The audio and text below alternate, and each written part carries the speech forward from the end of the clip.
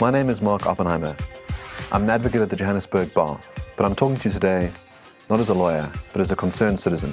For the last year and a half, there has been a public debate about expropriation without compensation.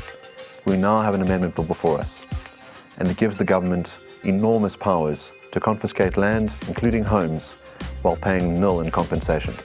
Many people have been led to believe that the bill will only affect farmland or rural land. In fact, what it does is affect land and all improvements, which includes your home. Between 1995 and 2014, the land claims process unfolded, and 1.8 million individuals received compensation, either in the form of land or in the form of money. Government has created the false impression that there is a hunger for land. This is not borne out by the facts. 95% of the cases that were brought before this process have been resolved. 90% of those people chose money instead of land. They did this because there is no hunger for land in South Africa. When South Africans are polled, most of them say that the burning issue in the country is unemployment. Only 2% say land reform. We know that expropriation without compensation has been tried in other countries. In Zimbabwe, it wasn't only the farmers who had their land taken from them that were affected negatively. They now have 90% unemployment. It is the world's worst case of hyperinflation. In Venezuela, 2.5 million people have been driven into exile into neighboring countries so that they can flee the despotic regime that has confiscated property rights and affected everyone's livelihood. We are now at a point where government has produced a bill. It has not taken effect yet, and there is still time to fight it. But the effects will be absolutely catastrophic. While the time hasn't run out yet, Parliament will be accepting public submissions up until the end of January. Visit dearsouthafrica.co.za to make sure your comments on the bill is officially recognised. By law, all public input must be considered in the final decision. Your voice matters.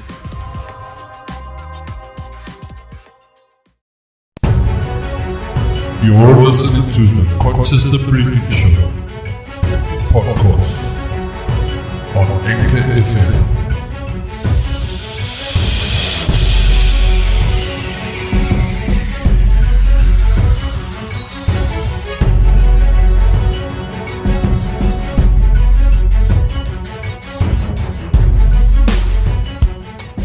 Alrighty. Welcome back to another edition of the Hutchinson Briefing Podcast. My name is Jason Bett, and I will be your host for this evening's podcast. It has just gone after 6 o'clock in the evening on this lovely day on the 2nd of February 2020 or 2020.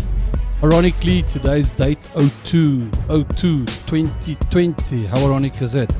That's a date we're not going to see for a couple of many years. Anyway, today my podcast I'm having with my special guest Rob Hutchinson. He's the MD for Dear South Africa. Interesting chat we had. I had him on at 5 o'clock. We spoke about what Dear South Africa is all about, and how does he feel about censorship on social media, and Sanif that comes out to defend Daniel Friedman. Oh, nice. Very nice after. Well, but yeah, Rob in the podcast, you will see now, he made some interesting comments on it, and it does make sense. I mean, he is a comedian and he is a reporter, news editor for The Citizen, or on the media side. But you got to take into consideration, when are you allowed to make jokes as in your profession, and when not to? Yeah, we'll go into that. Ask him a bit, I wonder what is his stance on the gun laws in South Africa, and then lastly I'll ask him about Eskom, EWC and the NHI. What now and what lies ahead for us? Yes, again, we touched base on it in my last week's podcast with Krista Hutton about EWC. But I always like to hear it from other people. I like to hear what their views and their stances are on it. So yes, without further ado, let me get Rob on the line, Rob Hutchinson, and we listen to the podcast. Okay, cool. Rob, how are you? Fantastic, cannot complain. Welcome to my podcast. I'm so thrilled to have you here. Lovely. Pleasure to be on here. Thank you. Before we get into it, let's quickly give the listeners out there introduction to who you are, what you're about. Okay, lovely. Rob Hutchinson, MD of Dear South Africa, non-profit company. if you want, I can give you a bit of background as well, a bit of my history there. Been a full-time activist for about 10, 11 years now. And when I say full-time, I mean full-time. It's been actually my job and source of income.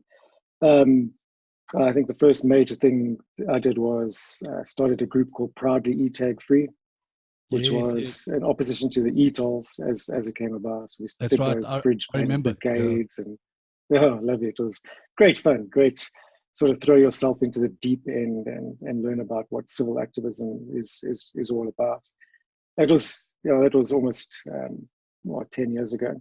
Yeah, that's a long time ago. And then it's been a great learning curve and a good experience trying to figure out how civil society operates. Coming from an advertising background and advertising and marketing background, it was quite a shocker to my system to try and relearn everything again. Yeah. But it's actually been great. Proudly E-Tag Free then became Outer, or didn't become Outer, it was absorbed by Outer. And I was one of the founding directors of Outer. That lasted for a while, up until about 3 years ago. And I left Outer due to internal conflicts there. And then started Dear South Africa, which is a non-profit which focuses on participative democracy. So we encourage ordinary citizens to get involved in government decision-making processes from municipal level through to provincial, all the way up through to national and state-owned entities. Basically, what we try to do in a nutshell is shift the decision-making power and policy formation from government to the people, returning the power back to people. Effectively trying to take the politics out of governance by delivering what the public actually wants and assisting government in helping their policy formations and such. During that time, I was also Deputy General Secretary of COPE in the top 5. I resigned from there about 4 or 5 months ago, just because politics really, to me, is not the solution for this country. It's too divisive, and it doesn't bring people together. It's very inward focused instead of, civil society should be outward focused. Yeah, all collaborating together. It's like we have to play with the law more. The law must be introduced more into the politics of South Africa. Try and prevent them from amending bills like they want to, left, right, center. Before we get into the podcast, absolutely. That is that is the core. You're right. Well, Rob, before we get into it, what do you think of this coronavirus? Oh man. Jeez, I don't know what to think. There's so many conflicting stories and reports about what's actually going on, and nobody really knows what the truth is. Number one, it's hard to get the truth out of China, first of all. Yes. Are they giving us the correct stats and figures and so on? Well, that's the thing. And number two, there seems to be mass hysteria around this whole thing as well. But it's the same like Ebola. When Ebola came, it's the same thing. Everybody just went mass hysterical. I'm fine with it. I mean, we'll deal with it, I suppose. From what I can gather, if your immune system is not strong enough, then of course it will attack you. But if you eat the right food, I know a lot of people out there will disagree with me, but I reckon if you just stay healthy, man. Yeah, stay away from the chicken chow mein. No, I can say that. But anyway, we'll deal with it. Yeah. If you look at it comparatively, yeah, absolutely. If you look at it comparatively, I mean, how many people have died from malaria or from the common flu virus in the past year? Absolutely. It's a hell of a lot more than what's being reported for coronavirus. Time will tell, like you say. I think it's just mass hysteria. It's just mass hysteria. And, people out there with so much paranoia that we have in the world and in our country. Yeah, I suppose it's to be expected. Anyway. Absolutely. Let's go on with Dear South Africa. I know you touched a bit of it. You touched base on it. But give us Dear South Africa, what it's all about, what they stand for. Bit of an overview. Okay, that is that. Do you want the long version or the short version? Because I can sit you up for hours and tell you about what it is. It's not really easy to explain. In a nutshell. In a nutshell, okay. It's pretty much an organization which facilitates impactful public participation in all government decision-making processes. So what the law currently states is that any decision that government wants to implement, whether it's a tariff hike or amendment bill or change in legislation or new legislation, has to be put out for public comment for a minimum of 30 days. During that period, the public is encouraged to comment and help shape and formulate that public policy. So previously, government handled that all by themselves through various methods, which left it not transparent at all, because you didn't know the results of the public participation or how many people participated or even what they said. And if you wanted to get that information, you would have to go through the courts through a PIA application. So we just established a interface, which interfaces directly with the several committees in Parliament, all municipalities on a municipal level. And we scan the government gazettes, go through the weekly gazettes, local gazettes and national gazettes, and find these calls for comment. Also work with other organizations which help feed us that information.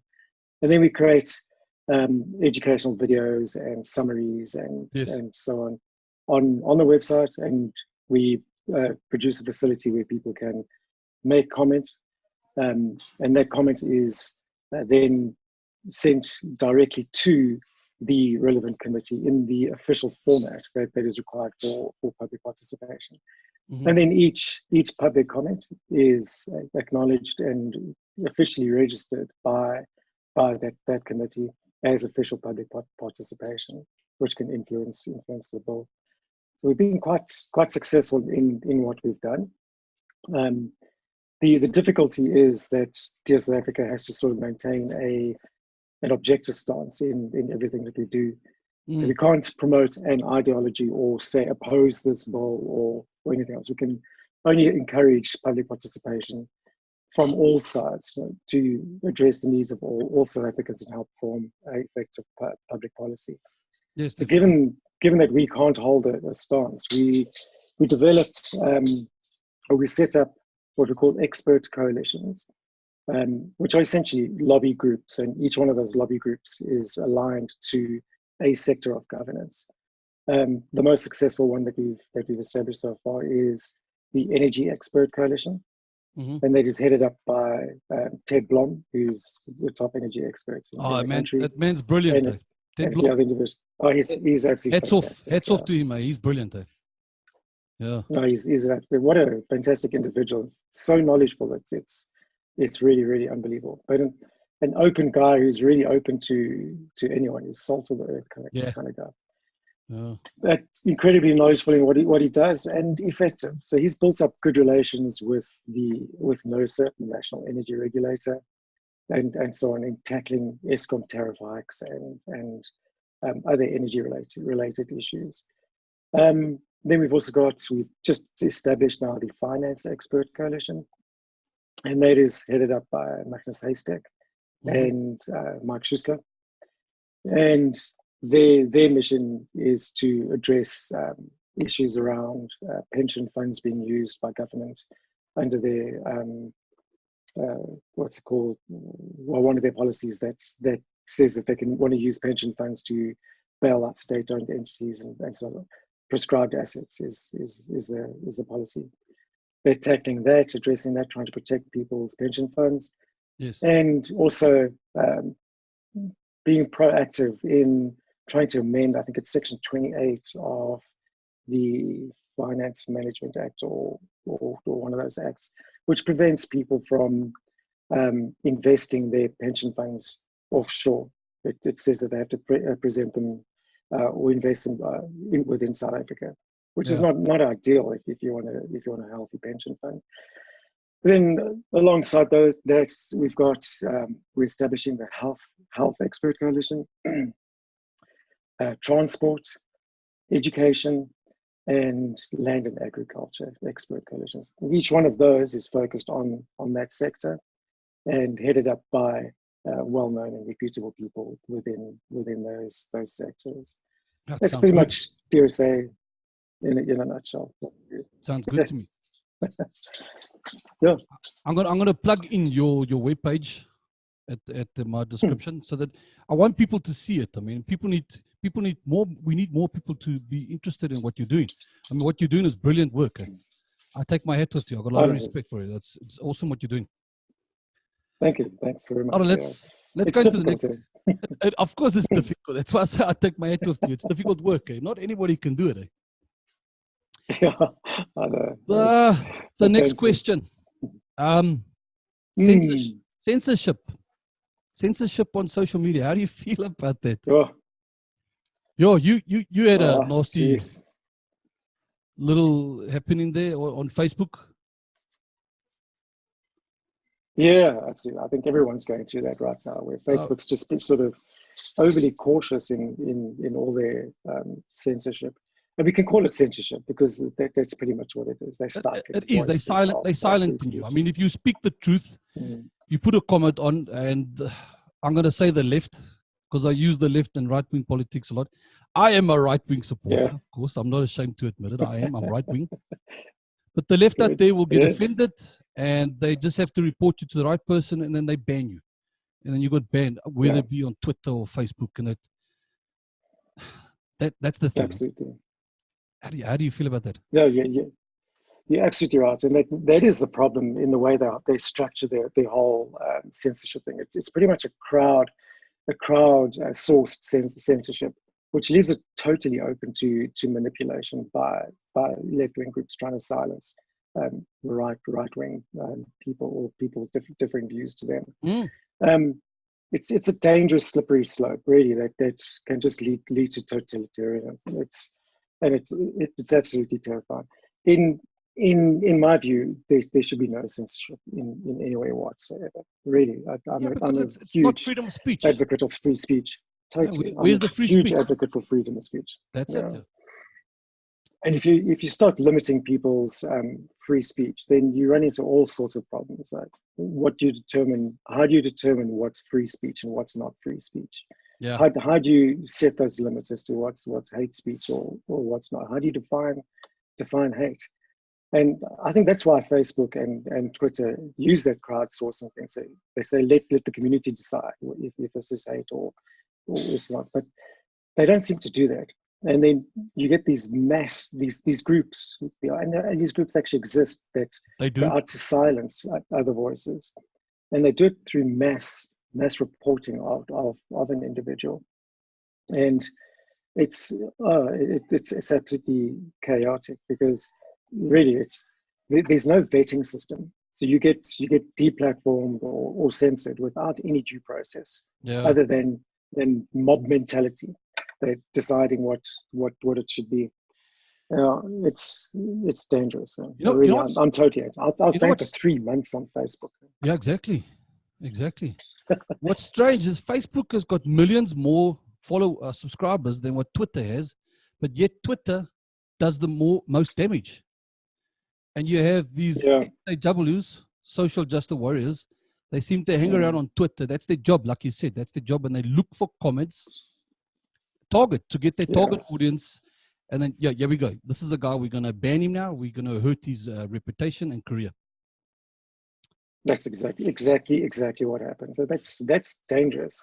As soon as those platforms should be open to anyone, and you should sign some sort of agreement with them that says you're responsible for your own content and you're responsible for your own words or whatever you publish on there. And the platform is not responsible for what its users or members publish. That will change the face quite considerably, because then you can take action against an individual rather than against the platform. The platform is just a service that comes out there.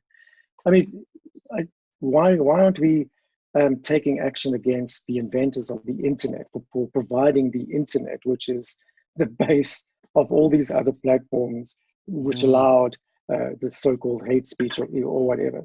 Where do you stop and go there? Why don't I sue Vox Telecom or whoever they are for providing the data link to allow these guys to do that?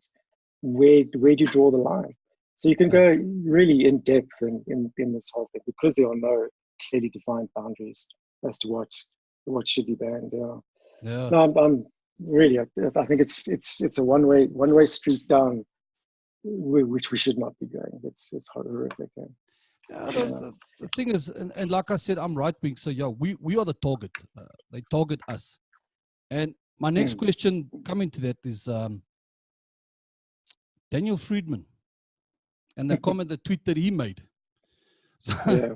so of course he got attacked by a lot of right wingers, and then what does he do? He runs to Senef for this tweet. I'm gonna put it in post. I'm gonna put this tweet. We all know what tweet we're referring to. Yeah, come on. Look, come on. No, really. To be honest, I'm in two minds about this, about how it was handled and how he was addressed and how he was accused of this whole thing. On the one hand, I'm promoting free speech, and there should be no censorship around what people say. Yeah. And yet, on the other hand, here we have the people who are generally promoting free speech now saying he can't say what he did. Yeah, but what he? Yeah. It's a bit of a contradiction there. I've thought about it a bit, and he's as his persona as deep fried man. He's entitled to say whatever he wants when he's on stage and delivering. He's a comedian, act. Yes, yeah. Correct. And in that context and in that situation, by all means, say what you want about anyone and any person or any group or whatever you want, and there should be no consequences to that, because we're in that situation. We know he's on stage and he's delivering a comedy show, and that's what it is. Nothing he says out there is serious. The problem with Daniel Friedman is he brought that persona outside of that context and into his real life. Once he's done that, it's no longer deep fried man in a comedy situation that's talking. He's about now the editor it's for News 24. Yeah, precisely, and it's now his personal view on a public platform, totally outside of the comedy context. So he needs to be. He must be expect to be attacked by the public, and rightfully so.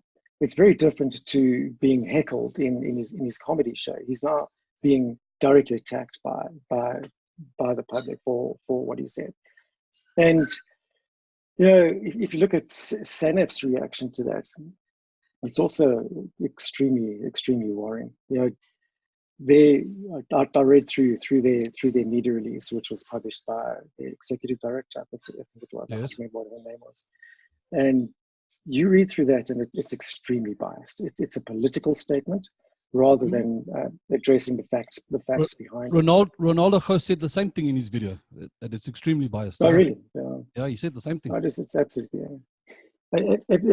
She uses words like. I can't remember exactly what the words were, but she creates the impression that he's the victim. He's the victim here, and it's the rise of right-wing attacks on journalists and so on and so on. And she presents that whole argument there, but she completely ignores the fact that there's been attacks on from the left on journalists as well. Yes. BLF. EFF, they constantly attack journalists. There was that whole famous thing where Malema kicked the journalist out. So, why the double standards constantly in this? Or why turn this into a political thing rather than focusing on what it is? The double standards. And she goes on. Oh, the double standards are horrific.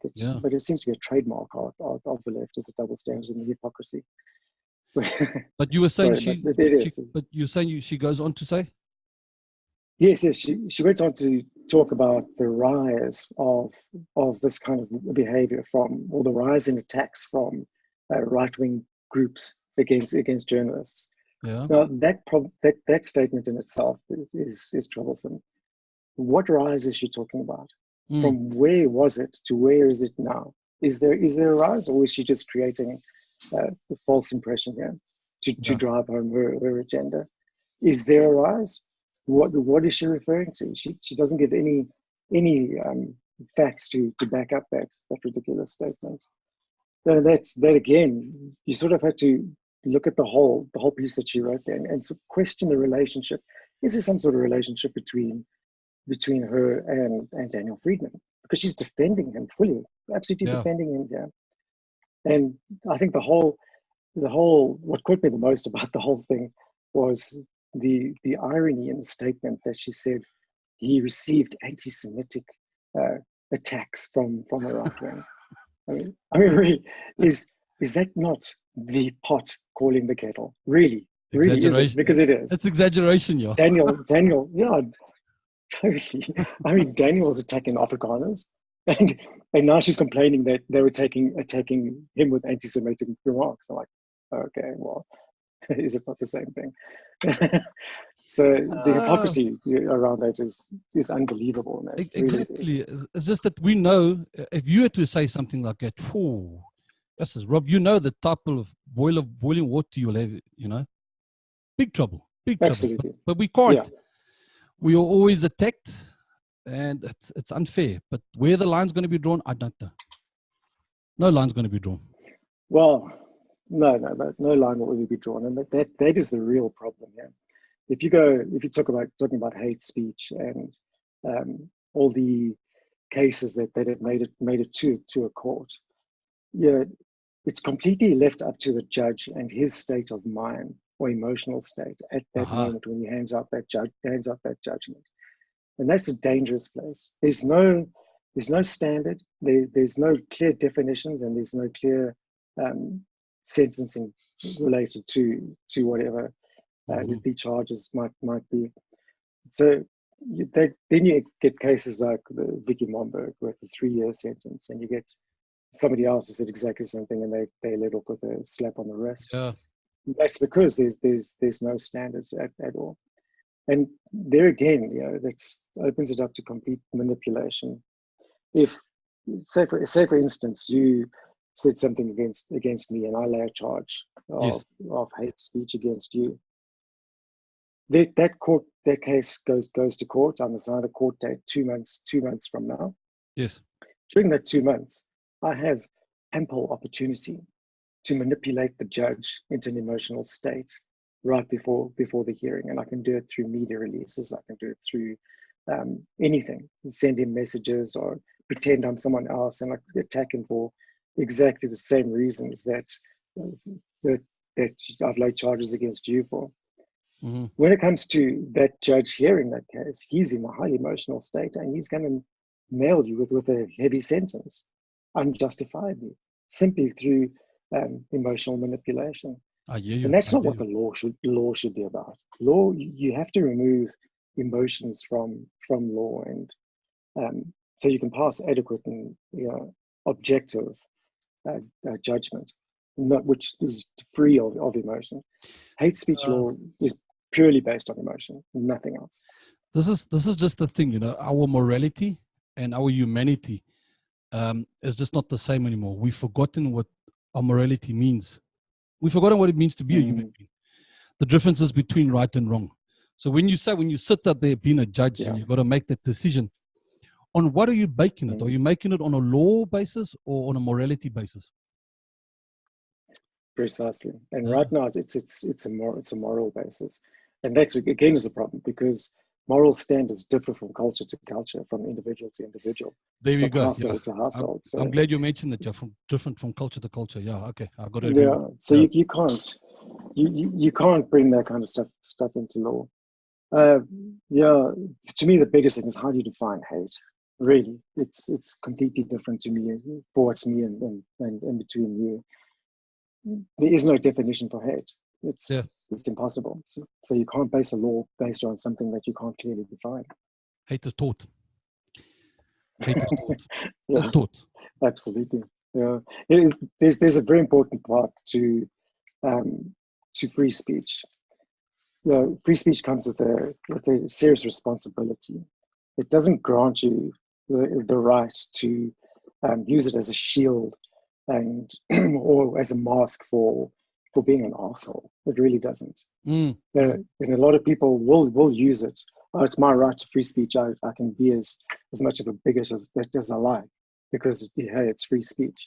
That's why I say, yeah, are you using it for the law purposes, your rights that's been given to you, your rights, or morality? Yeah, exactly. Anyway. So, it comes with responsibility. So use it wisely and responsibly. Take accountability for your actions. Without a doubt, yeah. In fact, that's actually the difference between the left thinking and right thinking. The right side of the political spectrum, or more conservative type thinking, is all about personal responsibility and personal empowerment and changing situations by educating an individual and giving that individual power individualism, to better themselves. And individualism, 100%. Whereas the left side of thinking is we've got to change society to change the individual and change behavior. And the only way you can change society is through a more powerful government. Yeah, where government instills laws and manages the society through those laws. Yeah. So the entire basis of the left is to seek a more powerful and controlling government, whereas the right wants a less controlling environment and create personal responsibility. The collective mind hive thinking. That's what I like to call it. That's pretty much what the left thrives on, pretty much. Yeah. Mob mentality, like I call it. Yeah. All right, what is your stance on the gun laws? Sure. Oh, okay. Gun laws and stuff. Another. Sure, that's a lot. Another touchy subject. Eh? Yeah, Christoph Smuts is doing. I don't think he's doing it. I don't know. Have you heard of Christoph Smuts? Mm. He's on one of the yes, groups. Yes. Yeah, one of the groups that I'm on, the ZACP groups.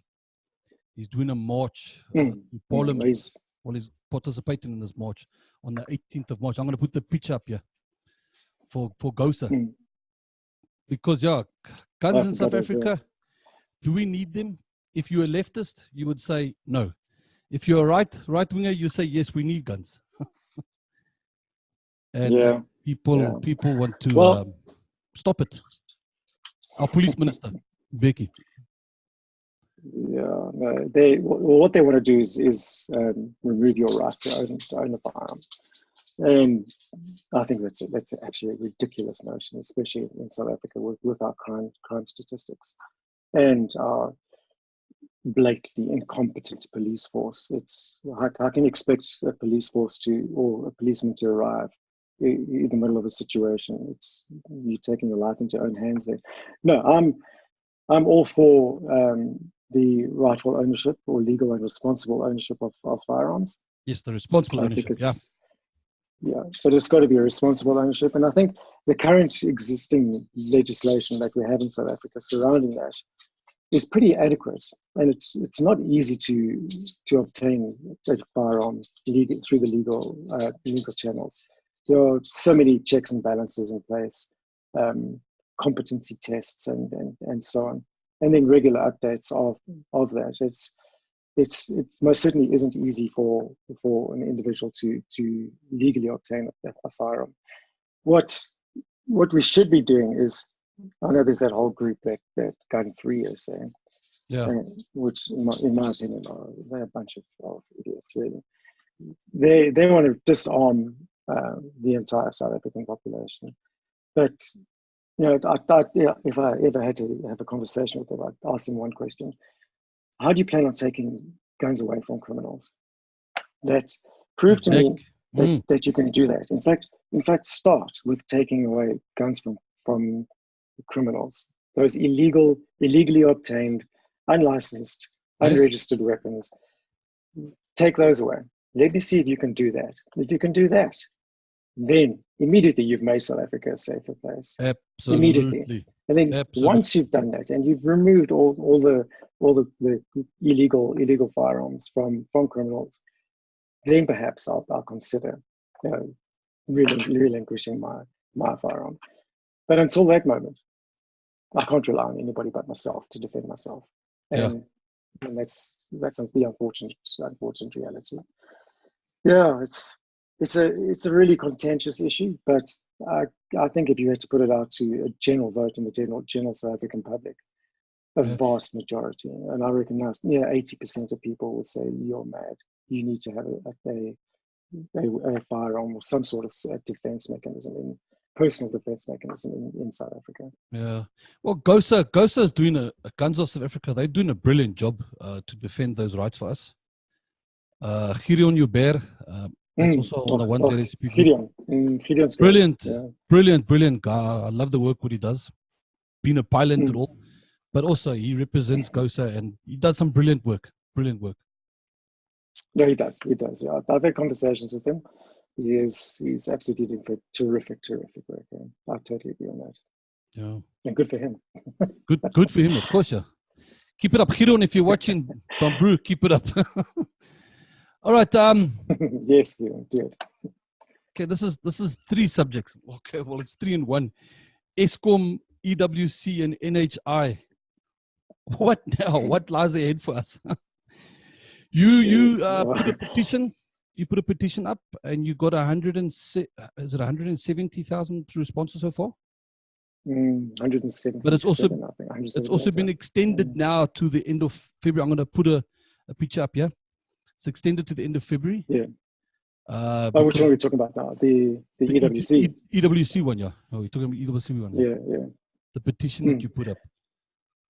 Okay, so first, it's not a petition, so we mustn't get confused there. So Okay. Dear South Africa doesn't run petitions at all, for the simple reason that petitions are not considered valid public participation under parliamentary or legislation and rules. If you've got a petition with 1 million signatures on it, Parliament will consider that as one single submission, purely because everybody who signed that petition has agreed to the stance of the petition holder. So we run proper public participation processes, which ensure that every public comment is individually packaged and delivered to Parliament, where it's recognised as an official submission. So that's what we ran with the the Parliamentary Committee called for comment on the draft Constitution Amendment Bill. And it's important to know that it's a draft Constitution Amendment Bill. And the reason they call for comment on draft amendment bills is to give the public an opportunity to have their say in how this policy should be amended, how the Constitution should be amended, and how this amendment should be applied and carried forward. The public also have the opportunity to shape that policy and offer their inputs towards creating effective policy which suits everyone else. Yes. So if I think the DA are running a petition on this. I saw can't really petition. You put a thread on Facebook. Yeah. It's not really constructive towards effective public participation because, first of all, the Parliamentary Committee hasn't called for a petition, and you can't petition draft legislation which isn't even in being promulgated into law yet. So the petition is absolutely pointless. Parliament will reject it, and the voices of all those people and signatures will not be heard on that DA petition, unfortunately. So through our process, we ensure that it is valid public participation. And yeah, we've collected about 172,000 so far, 172,000 valid comments, each of which has been delivered to Parliament. Yeah, that opened, I think in the first week of December. So it's been since then. And yes, it's been extended to... Which I'm happy for. I think we're all happy for it. Yeah. I'm going to drop that link in here too. So listeners out there and viewers, please click on the link and please have your say. Have your say. The utmost importance. We do not want EWC up there. We don't want this EWC thing to happen. I mean, there's been many podcasts. I mean, Renegade Report has done many podcasts on it. Also, in almost all my podcasts, I always mention the Renegade Report. I mean, they also do brilliant work. No, they do fantastic work. So I work. Yeah, Ramon is a fantastic individual. We work a lot together. and just share off the collective knowledge and connections and so on to produce effective campaigns. So we actually might be joining forces as well. So lovely. All together, yeah. Oh, that excites which we'll me. announce. Lovely. We'll announce it very soon. Yeah. Yeah, but it's all about collaboration. No, civil society needs to work together in a collaborative effort. It can't be left up to one organization to do anything. Exactly. On the ESCOM side, man, my honest feeling about ESCOM is it's beyond repair. There's no way to actually rescue that organization in its current state. And I think we're just delaying the inevitable. I kind of agree with what one of the ministers, or I think it could actually be Director, the new CEO, actually said the only way to actually rescue ESCOM is through a drastic increase in tariffs. Now, yes, that will help ESCOM, but you're going to kill South Africa immediately. You're going to kill the economy. You're going to drive industry out. The cost of production will be too expensive, and the cost of living for the average South African will be absolutely ridiculous. It's natural. Everything, when you put something up, then food prices go up, and everything else just follows. Absolutely everything goes up, especially manufacturing and industry, and most notably in South Africa, which is our economy used to be based purely on or heavily on mining. But mining is very energy intensive. Yeah. And if you increase the cost of production there, those mines will shut down immediately. The smelters have already left the country, and so on. It's just too expensive to actually do what they're doing. So all the work's now going to China. All our minerals are going there, because China has far cheaper energy prices than South Africa has.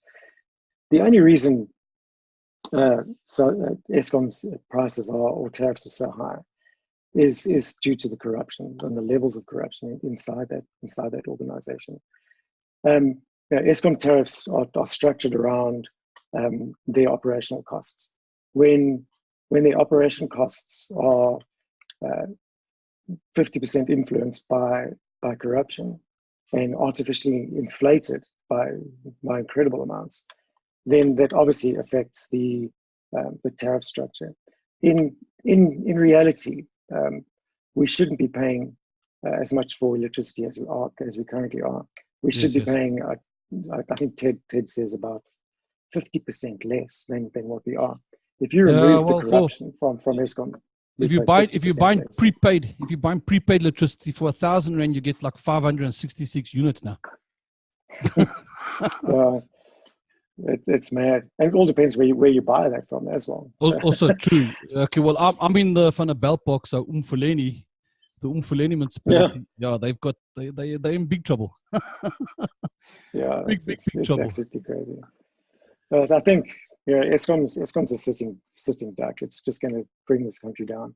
Their debt levels are about 450 billion, which they owe. They owe their suppliers and so on. 450 billion, mostly owed to lending institutions. And we still supply in neighboring states. What other countries is ESCOM? Not really. No? Not really. I think we used to supply Zim and all the neighboring countries, but as far as I'm aware, Botswana, are they running their own power? Yeah, I think Botswana runs their own. Yeah. We don't really supply them anymore because we simply can't. There just isn't enough capacity in the ESCOM's grid to do that.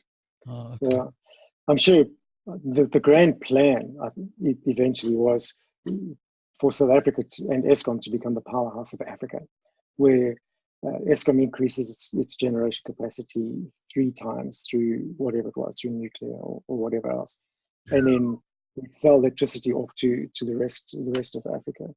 That is not going to happen. Ever going to happen? Never going to happen. That is not going to happen. Definitely.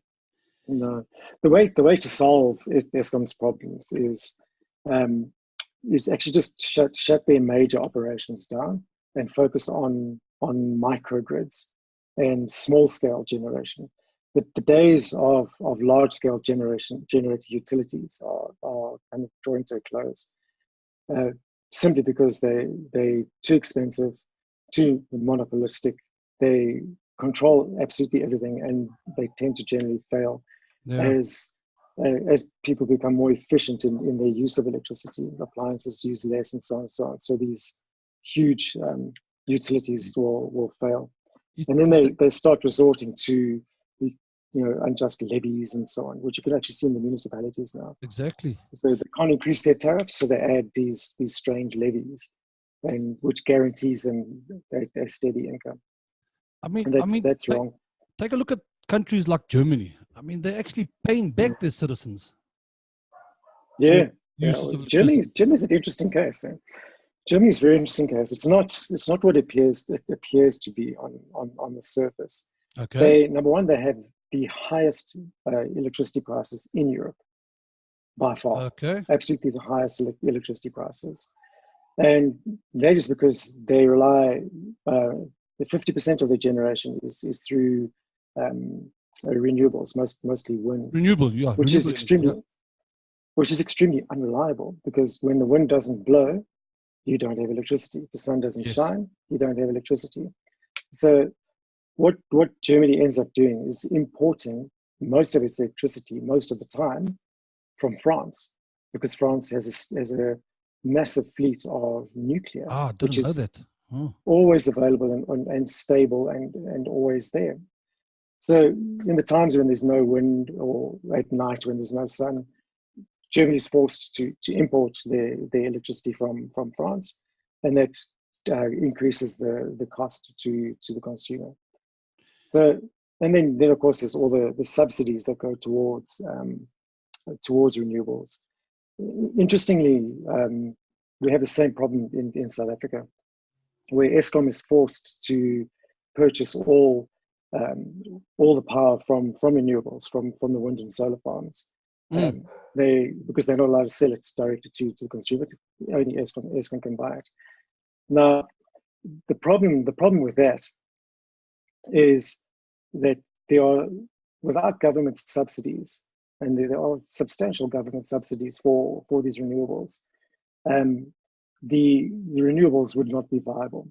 So Eskom ends up spending about 30% of its total cost on purchasing renewables, which only supply about 7% of the total generation. So it's also completely unsustainable. And this is purely because of very, very strange evergreen contracts that have been signed with these renewable companies. They get paid whether they supply electricity or not. It's a done deal, no matter what. So they can, if the sun doesn't shine and it's raining for 2 weeks, the solar plant can't supply, they still get paid what the agreed amount was according to their maximum capacity. Wind is the same. Wind is only about, I'd say, between 17 and 22% efficient. That means for over close to 80% of the time, there's not enough wind to generate electricity. Doesn't matter. They still get paid for that time. And Eskom has to carry those costs through their tariff hikes.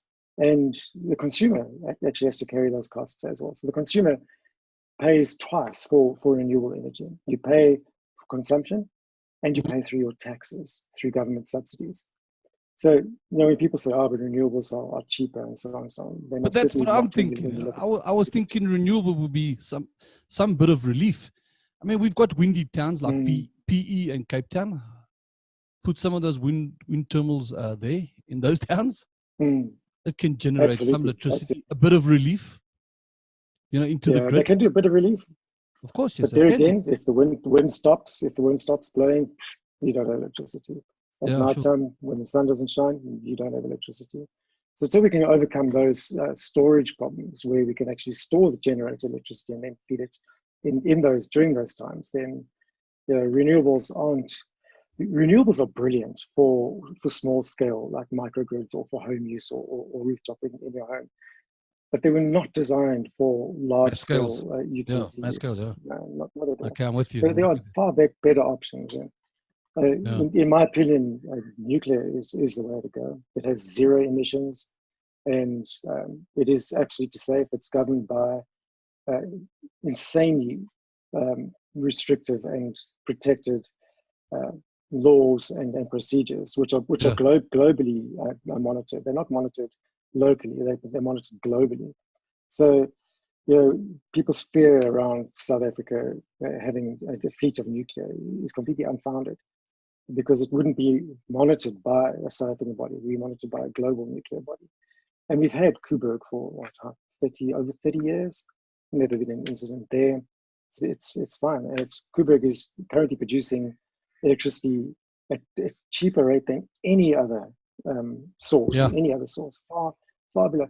I think it's less than 20 cents per kilowatt hour versus which is it's unbelievably cheap. And that's, a new nuclear installation will obviously come in more expensive, but why can't we upgrade Koeberg? Koeberg was designed to be 3 times the size it actually currently is, and because they had expansion in mind when they built it. Why aren't we focusing there rather? It's more reliable, and it's cheaper at the end of the day. Well, at this stage, we can't have a more nuclear power plants. We just simply don't have the cash for it. The country's cash flow is buggered. I mean, get these nuclear power plants, bang, and then we're into more debt. Crazy. It'll be insane. The debt will be insane. Yeah. What's South Africa's debt currently sitting at now? 3.2 trillion. 3 trillion? I could speak under correction. I think I saw 3 trillion. Yeah, I think it's like the last time I looked at it, which is absolutely ridiculous. I think our annual interest payments just on that debt are about 190 billion rand a year just on annual interest payments. It's completely unsustainable, and we have a rapidly shrinking taxpayer base, which certainly doesn't help matters at all. That's why government's looking to introduce all these new taxes. Because they've got to find sustainable revenue streams, otherwise we're done for. Of course, because the SEEs are not doing well. They're not performing. They're actually losing. You're right. The government source of income is busy slowing down, yeah. Yes, it is. That's government's looking at crazy policies now. One of them is the prescribed assets policy, which will allow government access into private pension funds, which I could be wrong here, but I think it's estimated at about 6 trillion rand market. Government doesn't want to approach the IMF for bailouts on all these state-owned entities. Yeah, they don't want to, because then they got to change certain policies. Yeah, exactly. So they're not keen to do that at all.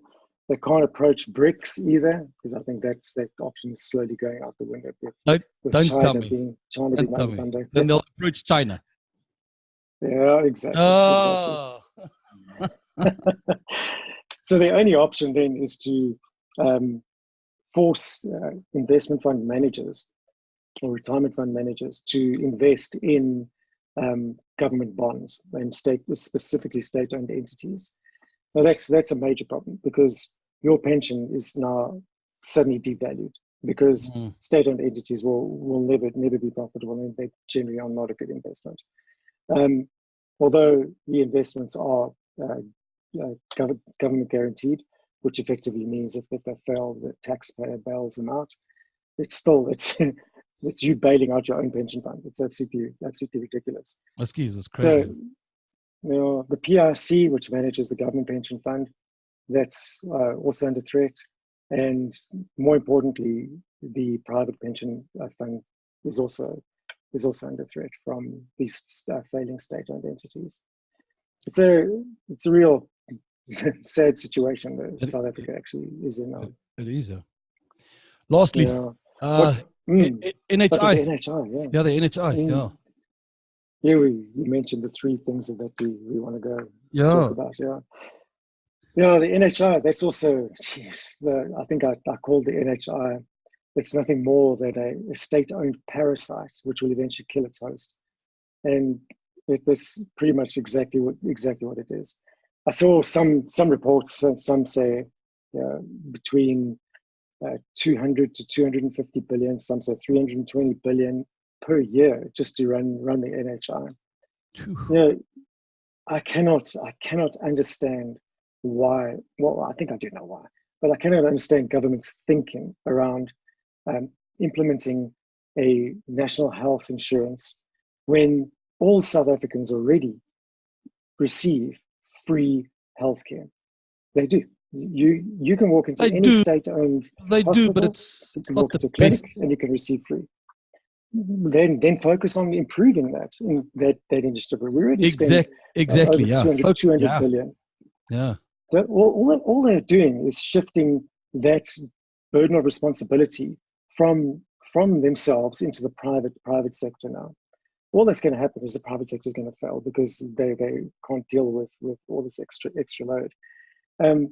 Rather than spending 250 billion per year on a national health insurance, spend that money fixing the existing state-owned institutions. There are clinics, there are hospitals, there are everything already which provide free healthcare to all South Africans. This whole story about people now going to get free healthcare is absolute bull, because you already get it. It might not be up to the standard of private healthcare, but so be it. Fix government healthcare, raise it to the levels of private healthcare, and you have your problem solved. Everyone's happy. Taxpayers aren't overburdened, and so on. There's a lot of people who are going to get quite wealthy from this NHI initiative, because people, and I can tell you now, it's going to be the politically connected and well-off individuals and so on, because someone has to administer this whole NHI thing. And I think I have a good idea as to who it's going to be. I'd put my money on Discovery being the administrators of. They have been in the limelight, yeah. The NHI, yeah. It'll either be Discovery, or it'll be a joint collaboration between Discovery and Motsepe's Time Bank. I think will be quite involved in that whole initiative. So what's going to happen there is Discovery is going to go, or whoever the administrator is going to go from 3 million clients to immediately having 50 million clients. So, and they get paid for each one of those from government. So if you want to go see a doctor, you have to phone the administrator, and the administrator manages where you go, which doctor you see, where and when you go. And the administrator gets paid for that service that they're providing to the public. So whoever lands that is going to be smiling, absolutely smiling, because they will absolutely increase their business. Now, I find that quite ironic, don't you? I mean, it's all about implementing a system for the people, yet the major benefactors are going to be white monopoly capital once again. Yeah. How funny is that? But yeah, it really makes layman's term, just more money making schemes. That's all it is, in layman terms. Without a doubt. Well, Jonathan, what is money making schemes? Yeah. Jonathan from the Renegade Report still working. He's still a doctor. So the day he leaves, then we need to worry. Absolutely, yeah. I think you need to worry. Yeah. So he's still a doctor. Up in that, yeah. Oh. Yes. Yeah. I think he's an anaesthetist, or he will be an anaesthetist soon. Yeah. Anyway, that was a good guy. Okay. You mentioned three things. It was ESCOM, NHI, and EWC and NHI. That's just those three. The eye openers. We know a lot of us do know about it, but we like to hear more of it. We should hear more about it to inform and just to create more awareness of what is actually going on. Social media. We're on social media. We know about it, but there's a lot of people out there that don't know about it.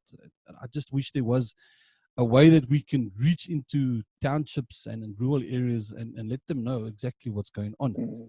But liberation movements, you know, they'll keep on blocking you. For sure. They need an agenda, and the main agenda of any liberation movement is to convince the people that are constantly oppressed by some unknown force, some third force. That's it. And And it gets to me. when you convince people that when you convince people that they are oppressed, then it paves the way for you to step in as the savior for those people. Yeah. So there's always got to be some invisible enemy. You never deliver on your promises. That's politics rule number 101. You keep the people constantly wanting more and in need. As soon as the people thrive on hope and promise. So you've always got to keep them hoping, and you've got to keep promising them a better life. As soon as you deliver on that, you take away your leverage. So it's sad because the ANC will never, and deliberately never, deliver on any of their promises. They will always say, yeah, it's got to come next time. You've got to vote harder. You've got to keep supporting us, and it's just to protect their own positions of power. What gets me the most is what's used in the ANC apartheid struggle back in those years. One leader said, "Liberate now and educate later." This is just it. The liberation is happening, but the education is not happening, and people out there are just not getting informed enough. I wish there was a way that we can create that awareness and inform people of what's going on, but it's quite difficult. We can. Well, that's pretty much what we try to do with Dear South Africa as well, is to educate people as to what's going on. We've got a few developments coming up over the next couple of weeks, which will give us a lot more access into rural areas and like reform programs. Yes, yeah. Oh, lovely. Programs, education, community uplifting, and so on. We've got absolutely we do, and we've got it's broken down into Dear South Africa as the national, and then we've also got Dear Cape Town, Dear Joburg, Dear eThekwini, Dear Tshwane, and so on, broken down per municipal area or metro. And the idea there is to empower communities to take responsibility and for their own communities, and try and correct things from the bottom up, not from the top down. Lovely.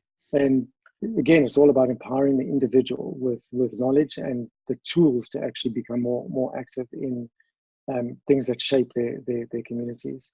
So yeah, it's a grand vision for the future, completely devoid of politics, so that it appeals to everyone, and yeah, not based on promises and hope, but based on reputation and success. Not just Dear South Africa. I think other organizations like AfriForum and that should take note of this and also implement these reform programs. I have in the last few months been emphasizing heavy on reform programs, and I try and speak to different people on different platforms. This is what we need to do. We need to create these reform programs in rural areas. It will work like a charm, man. It will work like a bomb. Yeah, absolutely. It will set everything off in motion. Yeah, and it begins with individualism, but the way you create an empowered individual is by empowering that individual with knowledge. You don't do it through social grants or social programs. Amen. Because all you're creating there is dependency, and you don't want dependency. You want empowered individuals who can create businesses, who can create opportunities for others. That's also the ANC go on about how proud they are of lifting the number of social grants from 3 million in 1994 to 18 million right now. Nothing to be proud of, really. It's nothing to There's be proud nothing of. to be proud of. Nothing to be proud of. You should be doing the opposite thing. You should be getting people off social grants. Exactly. But it doesn't suit their agenda, you see, because in the communist mindset, in communist socialist mindset, you want to create dependency. Exactly. The state must control everything. The state must own everything, and the state dictates how you live your life down to finest detail. Now, I'm totally against that. It is absolutely ridiculous. Absolutely ridiculous. So our objective then again is to empower the individual with the knowledge, develop the skills and so on, so that they can actually realize their own worth, and then responsible enough to create and look after their own community. So start with you and yourself, you reach out to your family, your neighbors, then your community, and Yes. then you spread out and you address the country as a whole eventually. For me, it's economics. If we can just also, economics has to be in those reform programs, big time. Economics is the ground root. Or yes. Can I say grassroots? Yeah, absolutely. Yeah. The foundation. Yeah. Exactly. It is, without a doubt. And an understanding of economics as well. I'd say majority of South Africans have no clue how the government operates, or even where government gets its money from. Hundreds. So if we can tell people that the government isn't a business, it doesn't produce money out of nothing. It only receives money through taxation of individuals. Yeah. Everyone pays VAT, 15% VAT. Rumors are that it's going to be increased to 16%. And other individuals, no, it's crazy. Are you serious? Other individuals pay income tax. Yeah. So I read something that said they're proposing it in the upcoming budget now to increase VAT to 16%. Look, personally, I don't see anything wrong with that, but I think that should be a lot higher than what it is now. But because then everyone contributes towards South Africa, even if you're a criminal and you've earned money from criminal means or illicit means. As soon as you make a purchase, 15% of that goes towards. But the thing is this, and I spoke last week to Christo Hutting about it. How many people are taxpayers, and that's the thing. There's not a lot of us taxpayers out there. It's very minimal. There's not. It's very small, actually. I think there's only about 3.2 million. To increase it to 16%, for me, it just doesn't make sense. When you just you can have actually more people paying tax. But anyway, that's just my thinking. Yeah. Well, no, you can increase VAT. I'd say, the UK sits at 17% VAT in the UK, and I'd say increase it to 17, even 18%. But if you're going to increase VAT, then you need to cut other taxes. So cut income taxes, cut all these ridiculous other sin taxes that we have. Carbon taxes are coming in. Carbon taxes is a huge issue, because that's going to push the price of everything up. Yeah. Not to mention you have to do carbon tax returns and so on.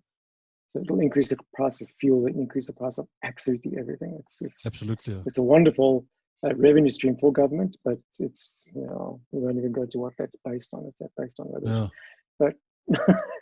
but increase. My thing is increase VAT, but cut the other taxes, and then that makes sense. By increasing VAT, if you live an exorbitant lifestyle and you buy all the mod cons and all the toys that you can possibly think of, then you will be paying tax according to your lifestyle. The more you spend, the more you pay. If you're a poor person, there's a whole basket of tax-free items, bread, milk, and basic foodstuffs and so on, which isn't taxed, and that's aimed and designed specifically to alleviate the burden on the poor. So they won't be affected by an increase in VAT to an extent, unless they make other purchases beyond that basket. But to me, it's a perfect system. It simplifies it a hell of a lot more, and it's more sustainable. Then immediately it boosts the economy. People have more money to spend, and because they're spending more money, now they're contributing more.